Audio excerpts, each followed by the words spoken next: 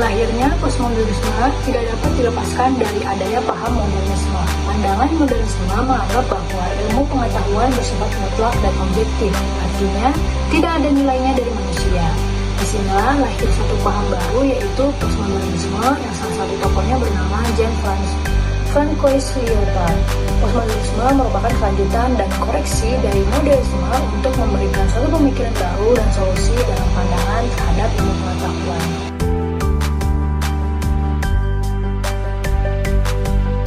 Baik, di sini saya akan membahas kritik postmodernisme terhadap positivis, yang dimana ada 6 poin kritik dari postmodernisme terhadap ilmu sosial modern.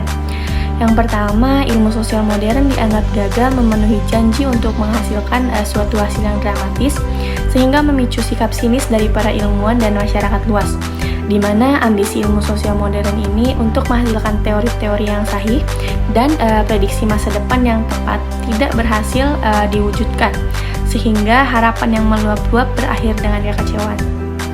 Lalu, di poin yang kedua, dalam banyaknya kasus ilmu sosial modern yang menjadi alat manipulasi dan penyalahgunaan oleh pemilik kekuasaan. Dari banyaknya kasus menunjukkan para penguasa memanipulasi ilmu sosial modern untuk memenuhi kepentingannya dengan mengorbankan prinsip keadilan dan realitas sosial. Lalu di poin yang ketiga, terdapat kesenjangan yang nyata antara bagaimana ilmu sosial seharusnya berfungsi dengan kenyataan yang ada. Hal inilah yang membuat ilmu sosial modern tidak berhasil mempertahankan standar kualitasnya. Lalu di poin yang keempat, adanya pemahaman keliru bahwa ilmu sosial modern dapat memberikan solusi bagi semua permasalahan pada abad modern ini. Namun pada kenyataannya, saat ini banyak masalah sosial seperti kemiskinan, kekurangan pangan, degradasi lingkungan, pelanggaran hak asasi manusia, penindasan, dan sebagainya tidak berhasil diselesaikan oleh ilmu sosial modern. Lalu yang kelima, ilmu sosial modern tampak sengaja mengabaikan dimensi mistik dan metafisik eksistensi manusia, karena ilmuwan sosial beranggapan bahwa dua aspek tersebut bersifat trivial dan tidak layak diperhatikan. Hal inilah yang mencerminkan bahwa ilmu sosial modern terbelenggu oleh empirisisme logis dan rasiolitas. Lalu di poin yang terakhir, ilmu sosial modern ini kurang memberikan tempat pada faktor normatif dan etik dalam aktivitas penelitian. Hal inilah yang membuat ilmu sosial modern terlalu menekankan pada hal-hal yang konkret dan kurang memperhatikan hal-hal abstrak.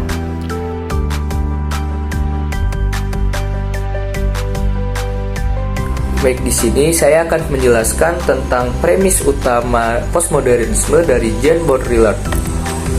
Baudrillard menyatakan bahwa kita hidup dalam dunia di mana realitas telah digantikan oleh simulasi.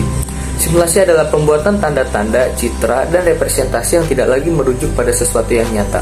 Menurutnya, realitas telah hilang dalam reproduksi tak berujung dari gambar-gambar simulasi. Baudrillard mengemukakan konsep hiperrealitas, di mana simulasi tidak hanya menggantikan realitas, tetapi juga memperkuat, mengubah, dan meningkatkannya. Hiperrealitas adalah realitas yang lebih nyata dari realitas itu sendiri, di mana perbedaan antara gambar dan realitas menjadi samar. Baudrillard berpendapat bahwa dalam masyarakat postmodern, realitas telah kehilangan substansinya dan tidak ada lagi titik referensi yang dapat diandalkan. Ia menyatakan bahwa realitas telah mengalami kematian karena tidak lagi memiliki basis yang objektif atau otonom. Selanjutnya ada Roland Descartes dengan premisnya, yaitu yang pertama, kesadaran bahwa representasi adalah suatu problematika dalam studi hubungan internasional. Yang kedua yaitu peminat studi hubungan internasional mendapat pelajaran penting untuk selalu bersikap rendah hati atau modest dan tidak mengklaim bahwa pengetahuannya tentang politik internasional adalah hal yang paling komprehensif dan benar. Dan yang ketiga, dengan mengakui bahwa representasi objek mengandung kesenjangan antara model yang direpresentasikan atau di-representation dengan objek yang direpresentasikan atau di-represented, itu berarti kita membuka kesempatan seluas-luasnya bagi upaya memperluas pengetahuan tentang politik internasional. Pengakuan terhadap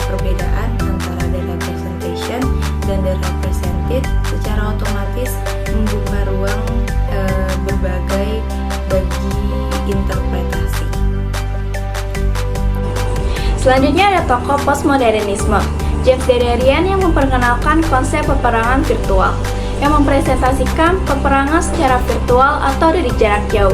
Dederian menunjukkan bahwa mereka yang memahami peperangan secara virtual ibaratnya seperti bermain game di layar komputer.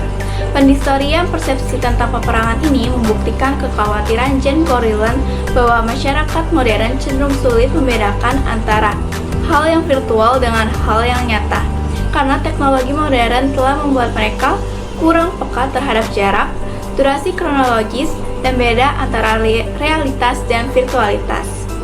Konsep virtual war dari James Dederian ini pada dasarnya memiliki hubungan dengan konsep Jen Borrelland mengenai hiperrealitas, yang dimana pemahaman manusia terhadap sesuatu tidak lagi mencerminkan fakta yang sesungguhnya, tetapi dibungkus oleh berbagai imajinasi yang tidak sesuai dengan kenyataan.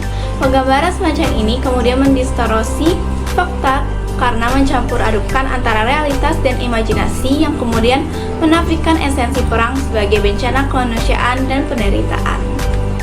Dan pada kesempatan kali ini saya akan menjelaskan mengenai premis dasar Richard Astley dalam alirannya tentang postmodernisme. Jadi premis dasar Richard Astley dalam aliran postmodernisme dalam hubungan internasional adalah penekanan pada peran bahasa, representasi, dan interpretasi dalam membentuk pemahaman kita tentang realitas politik. Astley menyoroti pentingnya mempertanyakan asumsi-asumsi yang mendasari disiplin hubungan internasional dan mencoba memperluas batasan tradisional dalam menganalisis hubungan internasional. Astley menekankan bahwa bahasa tidak hanya digunakan untuk menggambarkan dunia, tetapi juga berperan dalam membentuk dunia itu sendiri. Dia juga berpendapat bahwa konsep-konsep dan istilah-istilah yang digunakan dalam analisis politik internasional adalah konstruksi sosial yang tidak netral. Oleh karena itu, memahami bagaimana bahasa dan representasi mempengaruhi pemahaman kita tentang politik internasional adalah menjadi hal yang krusial. Astley juga menyoroti pentingnya mempertimbangkan berbagai sudut pandang dan perspektif dalam analisis hubungan internasional. Ia menekankan bahwa sudut pandang yang berbeda-beda dapat menghasilkan pemahaman yang berbeda tentang realitas politik. Dalam hal ini, Astley mendukung pendekatan interpretif dan reflektif yang melibatkan analisis mendalam terhadap narasi, representasi, dan praktik-praktik politik yang mendasarinya. Selain itu, Astley juga menyoroti pentingnya mengakui dimensi emosional dalam politik internasional.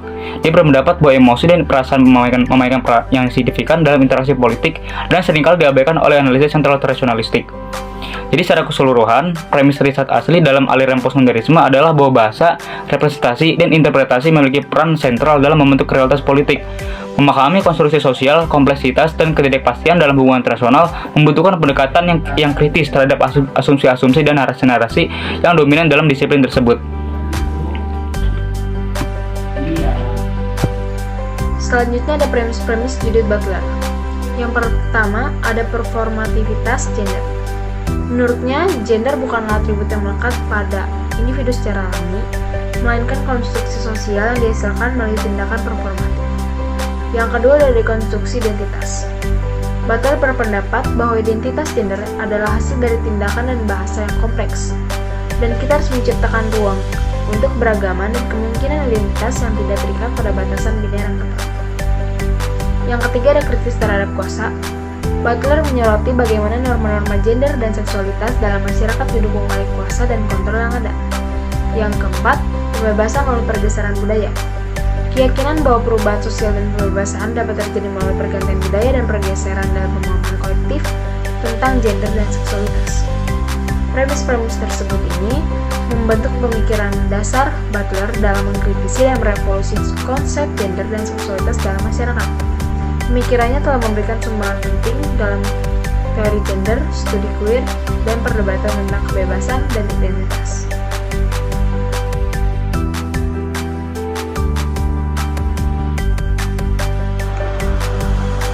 Keterkaitan antara sampel Eropa dengan teori posmo dalam hubungan internasional dapat dijelaskan sebagai berikut. Yang pertama, pergeseran paradigma. Teori posmo menekankan pergeseran paradigma dalam studi hubungan internasional dari fokus pada kekuatan negara dan persaingan ke arah perhatian yang lebih besar terhadap isu-isu budaya, lingkungan, dan identitas. Dalam konteks sampah dari Uni Eropa, teori posmo dapat mengarahkan perhatian pada aspek-aspek budaya dan lingkungan yang terkait dengan produksi, konsumsi, dan penanganan sampah. Selanjutnya, konstruksi sosial, yaitu teori postmodern menekankan pada konstruksi sosial dari realitas dan pentingnya pemahaman relatif terhadap fenomena global. Dalam konteks sampah dari Uni Eropa, teori ini dapat mendorong pemahaman bahwa masalah sampah adalah hasil dari konstruksi sosial tentang pola konsumsi yang berlebihan dan kurang perhatian terhadap daur ulang dan pengelolaan sampah yang berkelanjutan. Lalu selanjutnya ada ketergantungan transnasional. Teori postmodernisme mengakui adanya ketergantungan transnasional yang kompleks antara negara-negara dan entitas non-negara dalam hal ekonomi, lingkungan, dan politik. Dalam konteks sampah Uni Eropa, sebagai sebuah entitas transnasional, Uni Eropa memiliki tanggung jawab terhadap pengelolaan sampahnya sendiri. Begitupun dengan dampaknya terhadap negara-negara lain di dalam maupun di luar Uni Eropa. Konsekuensinya, pengelolaan sampah dari Uni Eropa dapat dianggap sebagai isu transnasional yang membutuhkan kerjasama dan koordinasi internasional. Selanjutnya yang keempat itu ada postmodernisme sebagai diskursus kebudayaan yang mempengaruhi berbagai bidang kehidupan dan disiplin ilmu seperti seni, arsitektur, sastra, sosiologi, sejarah, antropologi, politik, dan filosofi. Nah, dalam konteks ekspor sampah Uni Eropa ke Indonesia, postmodernisme dapat digunakan untuk mengkritisi pandangan modernisme yang menganggap bahwa negara